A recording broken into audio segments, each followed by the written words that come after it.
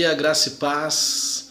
Estamos aqui mais uma manhã para juntos compartilharmos um pouco mais acerca da palavra de Deus. E eu quero propor para vocês aqui nessa manhã um estudo que tem uma relevância para esse domingo que nós comemoramos como cristãos, o domingo da ressurreição de Cristo Jesus, o Deus encarnado. Então eu convido você a se reunir com toda a sua família e junto compartilharmos um pouco mais acerca da palavra de Deus. Amém? Vamos orar? Deus, nós te louvamos, ó Pai. Te agradecemos pela oportunidade que temos de compreender e refletirmos sobre esse Deus que encarnou, caminhou entre os homens, entregou a sua vida por amor à humanidade e ressuscitou ao terceiro dia, ó Pai. Estamos aqui para aprendermos um pouco mais acerca da Tua palavra e acerca desse Deus tão poderoso que se revela de uma maneira tão especial nesse mundo a qual nós nos deparamos com tantas dificuldades, ó Pai. Deus, que o estudo de hoje venha a ser direcionado pelo Teu Espírito Santo. E onde esteja, onde tem uma família reunida para estudar e compartilhar acerca da Tua palavra, que a Tua presença venha a ser presente e clareando, Pai, iluminando a mente e o coração de cada um que se propôs a estudar a Tua palavra. Nos ajude e nos abençoe para a glória do Teu nome, Senhor. Amém? Então, nós estamos vindo de uma série de estudos onde nós falamos sobre a importância da palavra de Deus, a Bíblia Sagrada. Falamos sobre a autoridade da Bíblia, sobre a clareza da Bíblia e a suficiência da Bíblia. E também afirmamos que a Bíblia, e não existe nenhuma autoridade maior do que a Bíblia Sagrada. E da mesma forma, queremos partir do princípio desse estudo, que não existe autoridade maior do que o próprio Deus. E, falando assim, uma autoridade maior para falar acerca de si mesmo. É Deus que fala acerca de si. E Ele fala acerca de si na sua palavra, na sua bendita palavra. Então devemos tentar responder e compreender essa pergunta: quem é Deus? Ou como é Deus? Ou a quem Deus se assemelha? Partindo do princípio daquilo que Ele se revela e deixa claro e evidente na sua palavra, que é a Bíblia Sagrada. A Bíblia, ela simplesmente pressupõe que Deus existe. Percebemos isso no primeiro capítulo da Bíblia, em Gênesis capítulo 1, versículo 1. No princípio, Deus criou os céus e a terra. E esse versículo apresenta de forma muito prática e realista o Deus que nós estamos tentando compreender como Deus criador, como Deus que se revela como Deus poderoso que cria todas as coisas e que todas as coisas passam a existir a partir dele. É assim que a Bíblia apresenta Deus.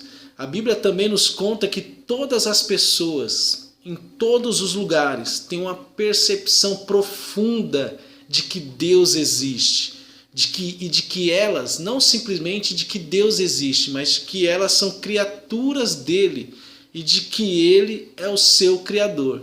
Isso está evidente no coração das pessoas, em todos os lugares. O apóstolo Paulo deixa isso muito claro em Romanos capítulo 1 e o versículo de número 18. Eu vou ler a partir do versículo 18 aqui com vocês, na Bíblia Revista Atualizada aqui.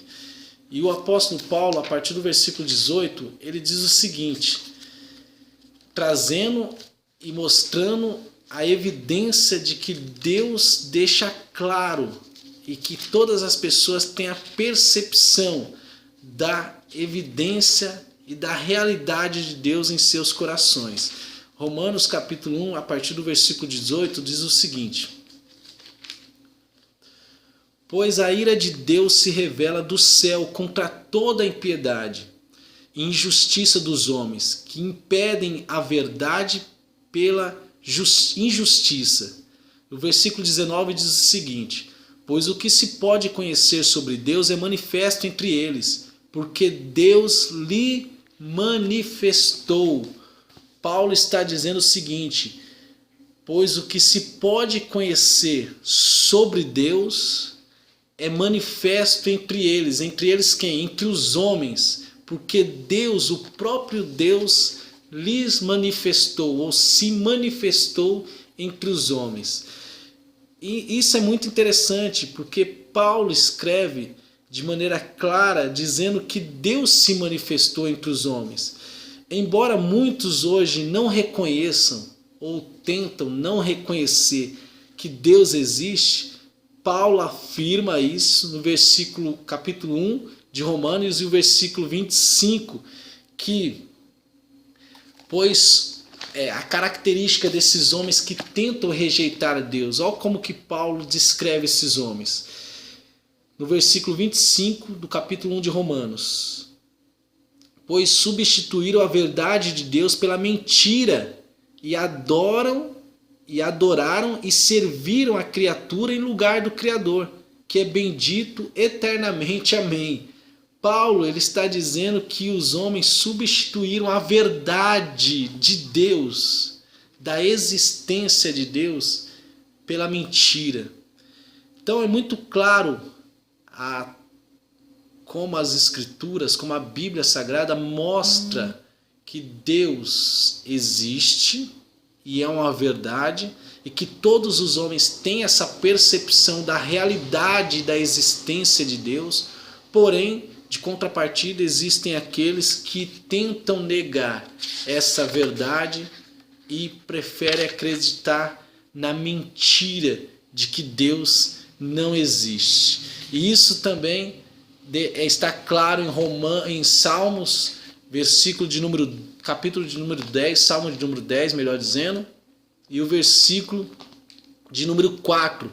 O salmista diz o seguinte acerca desses homens e da forma que os homens tentam negar a existência de Deus. Ele diz assim no Salmo de número 10, versículo 4: por causa do seu orgulho, o ímpio não o busca. Deus não está em nenhum dos seus planos. O ímpio, a pessoa má, não busca Deus e não considera Deus em nenhum dos seus planos. É isso que o salmista fala acerca desses homens que, mesmo tendo a evidência e a percepção da existência de Deus em seus corações, pelo seu orgulho, tentam desconsiderar Deus dos seus planos e da sua caminhada aqui na terra. Então, o conhecimento divino do qual Paulo está falando pode ser claramente percebido. Mediante o quê? Mediante as coisas criadas. E isso Paulo deixa bem claro em Romanos capítulo 1, versículo 20. Que Deus ele se revela, e ele se revela para todos os homens através das obras a qual ele criou. Então, através da criatura, da criação, Deus se revela para todos os homens. Então, todo ser criado dá evidência de Deus e da sua natureza. Mas os seres humanos, criados à imagem de Deus, são a maior expressão e evidência da existência e da natureza de Deus. Deus se revela? Sim. E ele se revela através da natureza de toda a sua criação. Porém, a revelação e a percepção e a evidência maior que existe acerca de Deus é no próprio ser humano e na natureza humana. Portanto, quando paramos para pensar sobre isso e sobre a fé em Deus, Deus não é nenhuma... quando nós acreditamos e afirmamos que acreditamos e temos fé em Deus, essa fé não é uma fé cega.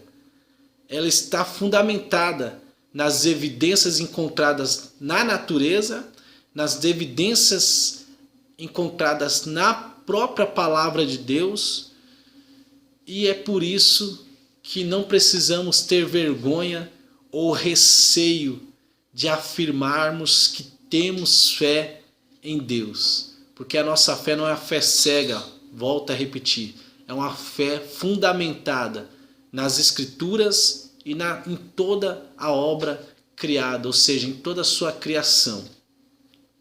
Então, quando partimos desse princípio, tendo como pano de fundo tudo isso que eu falei, que Deus ele se revela, se manifesta entre os homens, através da natureza e através do próprio ser humano.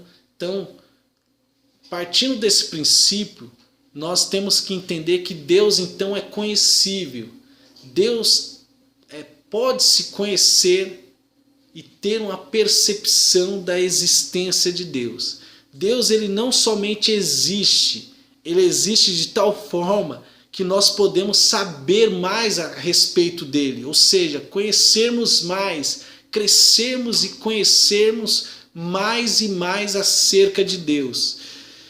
E não só conhecermos de forma racional ou intelectual, mas de forma pessoal, nos nossos encontros com ele. Deus ele se revela e ele se encontra com o ser humano. As nossas vidas se cruzam com a existência poderosa de Deus. Então é permitido, ou Deus se permite conhecer a ele e aquilo que ele deseja revelar a nós. No entanto, nunca poderemos conhecer Deus de forma plena. Deus ele é infinito, imutável, eterno. Deus ele não é criado, nós somos criaturas de Deus. E a criatura jamais conhecerá o seu Criador de forma plena. Então, podemos conhecer Deus? Sim, mas não de forma plena. Podemos conhecer Deus a partir daquilo que ele se revela a nós. Então, conhecemos a ele de maneira parcial. O salmista, no Salmo 145 e o versículo 3, ele diz o seguinte, que a sua grandeza é incompreensível. Ou seja, a grandeza de Deus é incompreensível. Deus é grande demais diante da nossa pequenez. Nós somos pequenos demais para tentarmos compreender Deus de forma plena. Não há a mínima possibilidade de conhecermos a Deus de forma plena, porque a grandeza dele torna ele incompreensível. Deus ele é grande demais. Ele é eterno e é poderoso. Salmo de número 147, versículo 5, diz que não há limite para seu entendimento. Então o conhecimento de Deus é maravilhoso demais para nós. E é muito elevado para a nossa capacidade humana. É interessante como o salmista deixa isso claro no Salmo 139, e é um dos salmos mais lindos da Bíblia Sagrada, que ele diz o seguinte, no Salmo 139, a partir do versículo 17. Ó Deus, como são preciosos para mim os teus pensamentos, como é grande a soma deles. Se eu os contasse, seriam mais numerosos do que os grãos de areia. Se os contasse até o fim, ainda estaria contigo.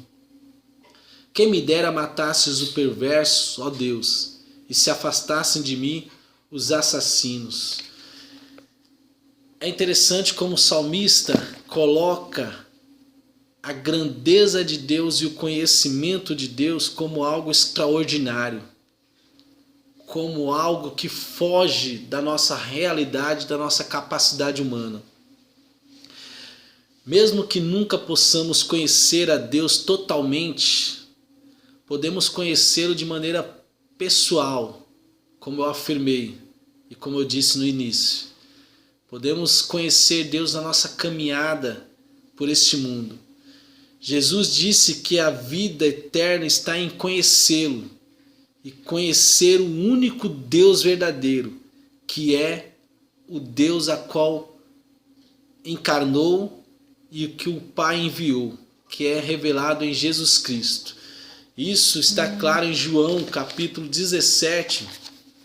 Evangelho de João, capítulo 17, versículo 3. E a vida eterna é esta, que conheçam a Ti, ó, o único Deus verdadeiro, e a Jesus Cristo que enviaste. Então é claro que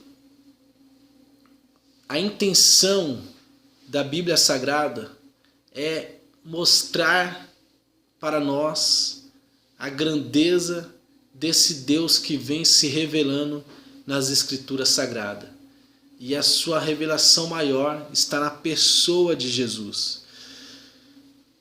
Jeremias 9, versículo 24, declara a seguinte maneira, e faz a seguinte declaração: mas quem se gloriar, glorie-se nisto, em me entender e me conhecer. Deus, falando através dos lábios do profeta Jeremias, diz que a pessoa que quer se gloriar deve se gloriar em conhecer a Deus e entender esse Deus a qual se revela e a qual se permite conhecer. E além de conhecer a Deus, ainda podemos saber mais sobre Ele. Com base no quê? Com base naquilo que Ele se revela na sua palavra. Por exemplo, a Bíblia declara que Deus é amor. João, primeira epístola de João, capítulo 4, versículo 8. João afirma que Deus é amor. João também afirma, em 1 João capítulo 1, versículo 5, que Deus é luz. O próprio João também no seu Evangelho, capítulo 4, versículo 24, afirma que Deus é Espírito, que Deus é justo. Paulo afirma isso em Romanos capítulo 3, versículo 26. Então, como que devemos conhecer Deus? E como que podemos conhecer mais acerca de Deus? Através daquilo que Ele se revela na Bíblia Sagrada. Como eu disse, a Bíblia Sagrada afirma que Deus é amor, que Deus é luz, que Deus é Espírito, que Deus é justo. Então são essas as revelações e o que nós conseguimos entender e compreender acerca de Deus. Ou seja, os atributos dele, as características divinas que se revelam nas Escrituras nos permite conhecer mais acerca desse Deus Todo-Poderoso. Outros atributos são mais difíceis de entender porque são atributos que ele não compartilha conosco. Porque esses que eu acabei de falar agora, amor, justiça, que Deus é justo, são atributos que Deus compartilha conosco. Podemos amar as pessoas também, podemos ser pessoas justas, mas existem alguns atributos que se torna um pouco mais difícil de compreendermos, porque Deus não compartilha conosco, visto que somos criaturas finitas e Deus é um Deus infinito. Quais atributos são esses que eu estou tentando dizer? São atributos como onipotência, onisciência, onipresença. São atributos que cabem somente a Deus. Não cabe à criatura. Nenhuma criatura é onipotente. Nenhuma criatura é onisciente. Essas características, essas qualidades, esses atributos pertencem somente a Deus, o Deus Todo-Poderoso. Então, mesmo que nós não podemos compreender esses atributos que Deus não compartilha conosco, mesmo assim há um valor extraordinário em aprender sobre tais atributos. Ou seja, ainda que seja difícil compreender a onipotência de Deus, é extraordinário quando tentamos e quando estudamos acerca dessa onipotência, porque aumenta a nossa confiança nele. Nós aprendemos na onipotência de Deus que a nossa fé está baseada não num Deus limitado, não num Deus que tem um pouco de poder. Pelo contrário, A nossa fé está baseada num Deus que é o Deus Todo-Poderoso, que todo poder pertence a Ele. Isso é muito lindo e aumenta mais a nossa fé. O nosso senso, o nosso sentimento de confiança acaba crescendo quando nos colocamos na posição de aprendermos mais acerca dos atributos de Deus. Outra coisa que devemos aprender acerca de Deus é que Deus é independente. E o que significa Deus ser independente? Significa que Deus ele não está preso a nada. A independência de Deus significa, na verdade, que Deus não precisa de nós ou de nada na criação para alcançar os seus propósitos. Deus é totalmente independente. Isso leva uma diferença imensa de nós, de cada um de nós como criaturas, que somos totalmente dependentes de Deus, desse Deus ao qual se revela para nós. Deus ele é independente. É por isso que o salmista Davi, no Salmo 23, ele deixa isso bem claro.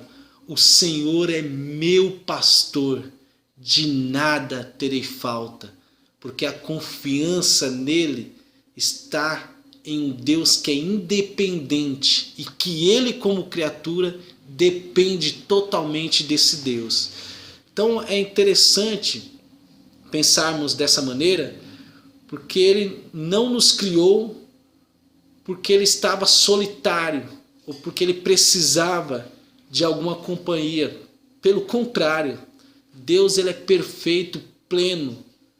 Nós estamos falando de um Deus triuno, de um Deus que se revela ou que é Pai, Filho e Espírito Santo. Deus é triuno.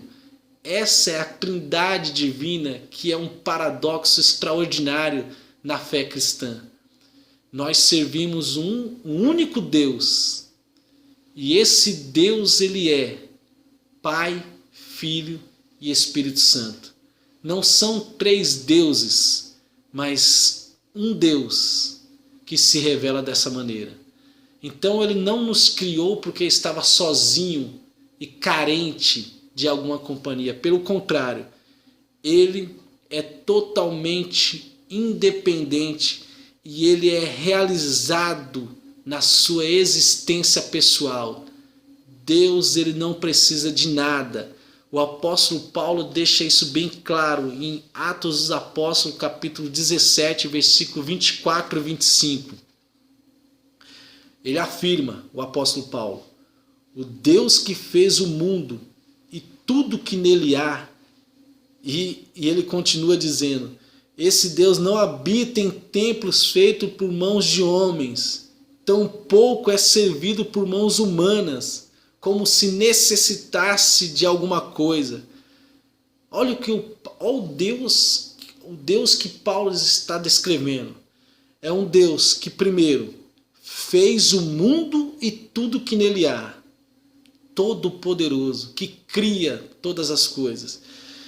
Segundo, ele não habita em templos feitos por mãos de homens. Esse Deus não habita em templos feitos por mãos humanas. E terceiro, tampouco é servido, ou depende, ou precisa ser servido por algum homem. Ele não necessita de coisa alguma, pois é Ele mesmo quem dá a todos a vida, a respiração e todas as coisas. É Deus que dá a nós tudo que nós precisamos e necessitamos. Deus ele sempre foi, ele sempre existiu. Um dos significados da eternidade é isso. Eterno é que sempre existiu. Não tem um começo, não tem um meio, um fim. Deus ele existe, ele sempre existiu. Ele não foi criado, ele nunca passou a existir. E o salmista deixa isso bem claro no Salmo 90, versículo 2. Antes que os montes nascessem, ou que estivesses formado a terra e o mundo, sim, de eternidade a eternidade, tu és Deus. Salmo 90, versículo 2. Portanto, Deus não depende de ninguém e não depende de nada. Deus é totalmente independente. Aliás, porque Ele é Deus, não pode ser dependente de ninguém ou de coisa alguma, simplesmente pelo fato de ser Deus. E em vez disso, toda a sua criação é e precisa ser dependente dele. E é interessante a visão que Paulo ele passa dessa dependência que devemos ter de Deus. Porque Paulo ele deixa isso claro em Romanos capítulo 11, versículo 36. Porque todas as coisas são dele, por ele e para ele. Olha o que Paulo está dizendo. Que todas as coisas são de quem? São de Deus. E por que essas coisas são? Elas existem por ele. Deus que as criou. E as criou para quem? Para ele mesmo, para a glória dele. Então, tudo, porque todas as coisas são dele, por ele e para ele. Deus não depende de nada. Embora Deus seja completamente independente, é nisso que está a maravilha e a graça de Deus. Embora Deus seja completamente independente, também escolhe nos dar valor e significado. Ele permite que sejamos importantes para Ele. Isso é incrível. Um ser totalmente independente, que não depende de nada, de ninguém. Ele cria, ele escolhe dar valor e significado ao ser que é criado e faz com que nós sejamos importantes para Ele. Isso é motivo de darmos glórias a Deus. É motivo de você estar reunido com a sua família e se alegrar na presença dEle. Porque apesar de tudo, apesar da nossa pequenez, nós somos importantes para Deus. Porque Ele nos faz ser importante. Ele deixa isso muito claro em Isaías capítulo 43, versículo 7. Todo que é chamado pelo meu nome, que criei para a minha glória, Deus nos criou para a sua própria glória. Por isso que Paulo fala, quer comemos, quer bebemos, quer fazermos qualquer outra coisa, devemos fazer tudo para a glória de Deus. Sofonias afirma que Deus se alegrará em nós com alegria e com júbilo. Sofonias capítulo 3, versículo 17. Embora Deus não precise de nós, Ele permite que que nós íamos dar alegria ao coração dele. Alegria que resulta em júbilo. Esse é o sinal de verdadeira importância e significado que nós temos para Deus. Então, eu gostaria de encerrar o estudo aqui dessa manhã, com um apelo ao seu coração. Que você compreenda, prossiga em conhecer ao Senhor, para que em tudo que você faça, você venha dar glórias a Ele e venha compreender que apesar de sermos pequenos, finitos, Deus ele traz a nós, coloca em nós uma importância. Quando ele nos criou, ele deixou isso claro. Façamos o homem a nossa imagem e a nossa semelhança. Deus, ele se alegra em nós. Ele se alegra em você. Então, em nome de Jesus, abra o seu coração e permita com que Deus se alegre em sua vida. Vivam a vida que traga alegria ao coração de Deus. Indiferente de tudo que esteja acontecendo no mundo a qual nós estamos vivendo, o que você deve compreender é que Deus, ele não é abalado por nada do que está acontecendo no mundo, porque ele é totalmente independente. Ele não depende de nada e de ninguém. E que nós que somos dependentes, totalmente dependentes, devemos confiar nele e darmos glória a ele, porque foi ele que nos criou e nos criou para a sua glória. Amém? Que Deus os abençoe e que tenha um domingo excelente na pessoa bendita do Senhor Jesus. Amém?